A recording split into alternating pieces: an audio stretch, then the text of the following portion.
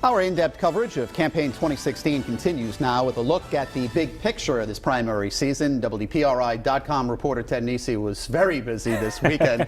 He joins us now live in our studio. Obviously, it's a two-person race for the Democrats, Hillary Clinton and Bernie Sanders. You got to sit down with Sanders yesterday. What does he have to do at this point?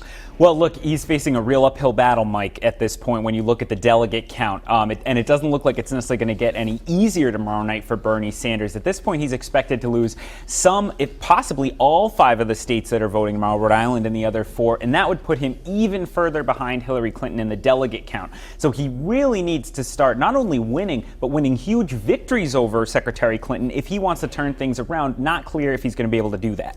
This was kind of an unusual move. John Kasich, Ted Cruz actually joining together to try to go after Trump. Too late for this? Is this unusual? Yeah, and Donald Trump made hay out of that in Warwick at the rally, as people are going to see coming up at 6. Yeah, this is something you don't see too often, 2 candidates coming together, but they really don't have much choice because right now Trump is using the split field 3-man race to his advantage, and the only way these two can win is if they keep Trump from getting a majority of the delegates. That would force a contested convention where they think they could win the election, but obviously it's not clear they're going to be able to do that either, so I think that's why they're doing this. Well, Ted, we've seen 4 of the 5 candidates come to Rhode Island in the last 3 days. Obviously, that's a lot of activity for the Ocean State.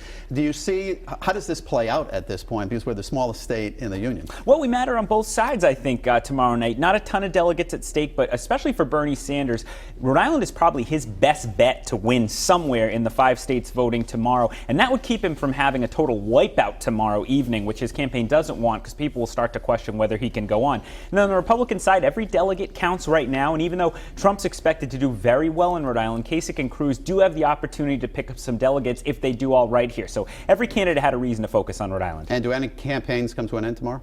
I think so. I don't think so. I think Bernie Sanders, he said to me in our interview that people can watch right now on PRI.com, he's staying in the race. Cruz, Kasich, and Trump, every one of them's been clear. They're staying in it. So I think this thing could stay pretty hot all the way through June. All right, Ted, thank you very much. And be sure to follow Ted's in-depth coverage of campaign 2016. It's on our website right now. You can read all of Ted's reports leading up to tomorrow's big presidential primary in Rhode Island. And our campaign 2016 coverage continues throughout the evening. New on Eyewitness News at 6. A fired-up crowd welcomed Donald Trump today, but that event wasn't without protest.